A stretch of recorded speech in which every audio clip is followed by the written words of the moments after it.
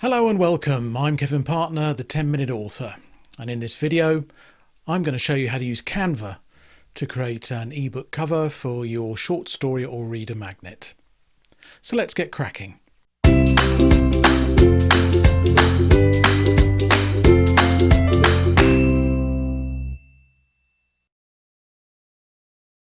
Now, before we go any further, let me reiterate that I think that if you're going to charge good money for your book, that you should get a professional to create the cover. Unless you've got the talent and are prepared to spend the time and money to learn how to design professional covers yourself. Putting a naff cover on your book is the fastest way to completely knacker it. However, most of us don't have endless piles of money to burn, and it's hard to justify a couple of $100 on a short story that you're using as a reader magnet or simply to give away. I've got lots of these reader magnets that I use to build my newsletter list and to keep my readers engaged. But if I had to pay for a professional cover for each one, I simply wouldn't bother. So in that case, creating a good-looking cover in Canva makes complete sense. Canva is a graphics package that works within your browser, so you can use it whether you're on a PC, a Mac, or even a Chromebook. It's free to sign up, so if you don't already have an account, please do get that sorted out before you try and follow along. Although I'm using the premium version here, it produces very similar results and you can certainly get away with the free one, no problem at all. Aside from a Canva account and a computer, all you'll need is an image to use as the main background to your cover. This is a super simple cover made up of a main background image with some typography on top. So choosing the right photo is essential. I get mine from depositphotos.com, as I explain in the video. Okay, that's enough guff. Let's crack on. Okay, so here we are in Canva, and we're going to begin with Create a Design, and then type book, and choose book cover. And you'll see that they've got various templates there. We're not going to use those, we're going to use one of our own. We're going to begin by dragging and dropping the stock footage, the stock image onto the page, and it will then be uploaded. It takes a few moments. This one's come from Deposit Photos, which is my favourite site because it's very good value and has almost all the same images as on Shutterstock. Right, now Canva has one really irritating feature, which is that it will try to snap. If you draw an image or you resize this so that it's bigger than the page, it will try to fill the background with it. And so what we need to do first is get the size about right, and we're going to need to duplicate this for reasons that will become apparent. That's about the right size. So I'm going to duplicate, do copy, and then paste, and you see we've got a second copy there now. In fact, I'm going to move that right out of the way. And now I need to position this where we want it to be, which is going to be over here somewhere, so that we can put the typography on the right. This is a book about a fantasy world folk band. So I'm going to drop that. And now as soon as I click away, Canva will position that, and you can see now it's positioned it as the background.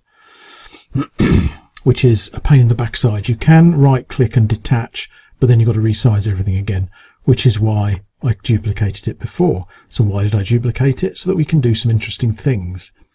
This is fine but a bit dull, isn't it? I want something that is a bit more stylized for fantasy.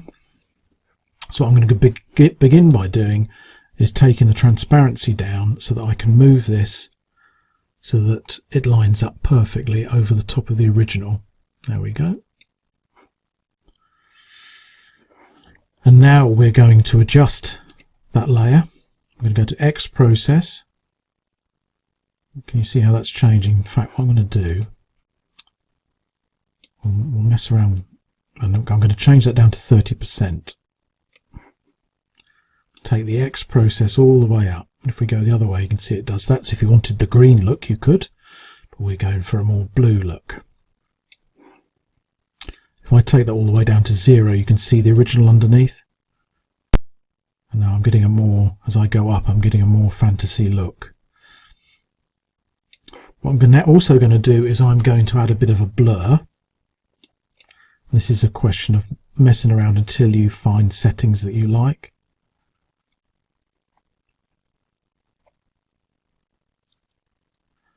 You know, to my eyes, that's now become something that's more like a hand-drawn image.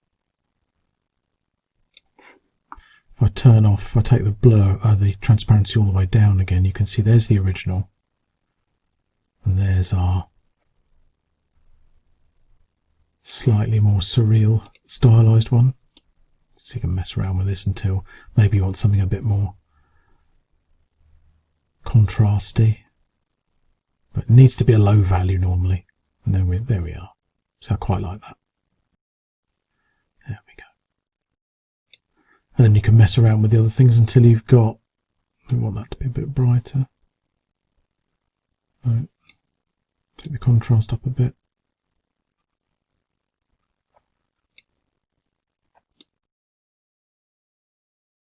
For extra colour.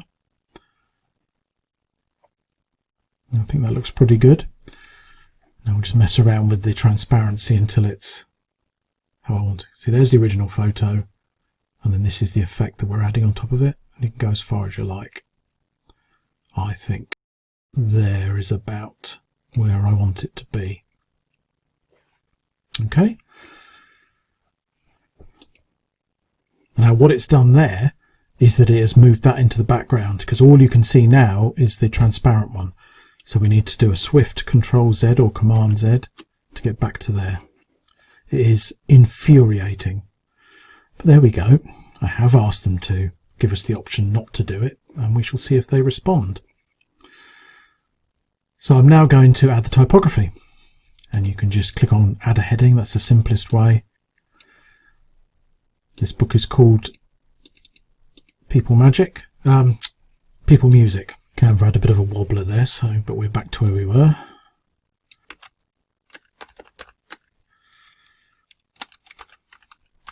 Now, obviously, that is not the font I'm going to use.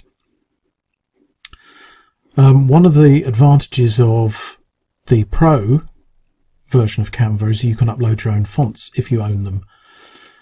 So in this case, I could use Chinzel or Cinzel. I'm not sure which of those it is actually. That's a widely used font for fantasy, but it's a bit dull. So what we're going to do is actually use one that I've bought, and that is Musica Swash, which does that instead, which I think you'll agree is much nicer. Let's just take background. So now what we're going to do is fiddle around a bit with line spacing and such like. So we go up here to mess around with things like that. We can alter the space between the characters, but what I actually want to do is reduce the line height. I'm pretty happy with that. I'm just going to squeeze those back a little bit. And then what I can do is just make it a bit bigger.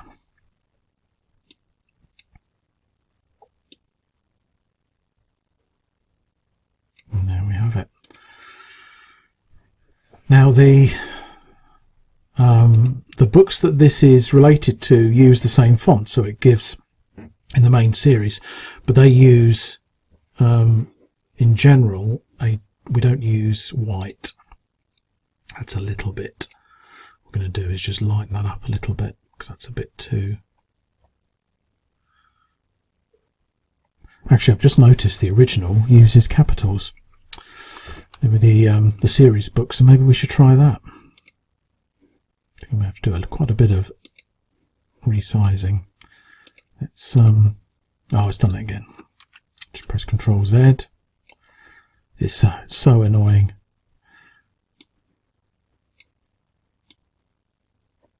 Yeah, that's it, isn't it? So we need to separate those out a little bit again now.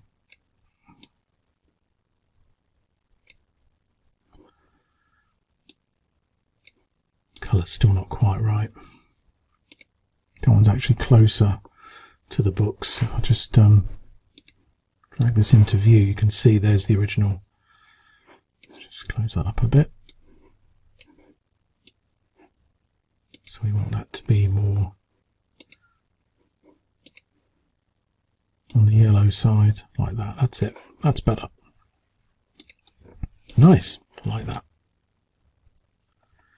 If you were concerned about it mixing with her hair, which I think that's absolutely fine, but you can use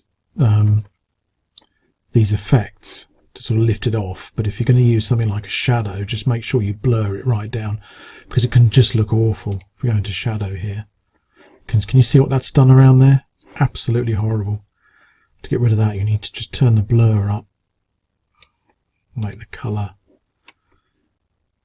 dark, like that. Get the blur up even further than that, so that it's just picking it out without being separately noticeable. Take the offset down a bit. There we go. Line up with her eyes. Now we're going to add a subheading. You don't have to. You could just do another heading, because we're going to change it. We'll do Control Z again.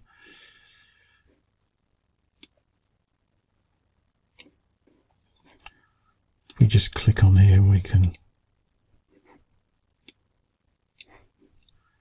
go in here.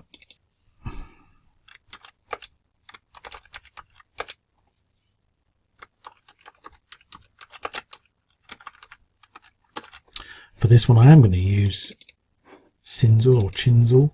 Feels like it ought to be Chinzel. And then we're going to change the size up. Too big. You can type anything in there. These are just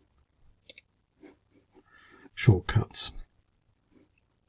What I'm going to do is put a space in there. There we go. That's nice. Just have it just under there. You can see the Canva's giving me guides to help me to work out where to put it. It keeps doing that. Change to fit. There we go. There we go. That will do. And now all we're left with is the author name. In fact, I'm just going to Control C, Control V. Move it down here.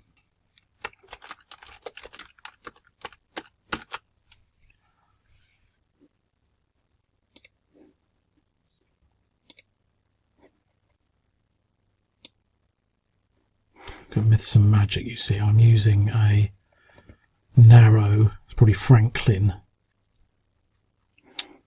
narrow serifed font, so I'm going to try and do something similar here. Try that. Yeah, that's okay.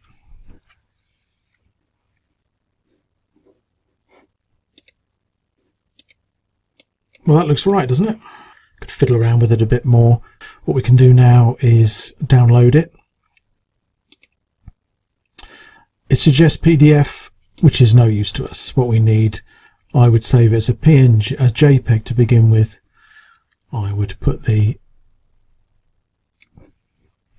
quality up to 100, download it, and then that can be used for most purposes.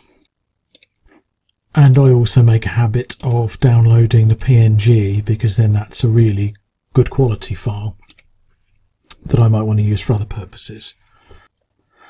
So there we have our Reader Magnet cover. Now, I would like to just reiterate that if you can afford it, having a pro do it is the best option. But I write lots of Reader Magnets, and even at $100 or $200 a go, that's going to mount up to a lot of money. I'd rather not feel constrained about how many Reader Magnets I write by the worry of being able to afford covers for them all. I think this one will do absolutely fine. It's replacing an inferior cover that also has generated lots of downloads. So there we are. That's how to do it in Canva. Probably it's a bit fussy, and obviously rather limited. But as you can see, it's capable of reasonable results. Thanks for watching, and I hope you found the video useful. If you did, be sure to tap like. down below here somewhere, and also leave a comment. And before you go, make sure that you subscribe to the channel using the subscribe button, and also tap the bell icon to get notifications when I release new videos. Happy writing!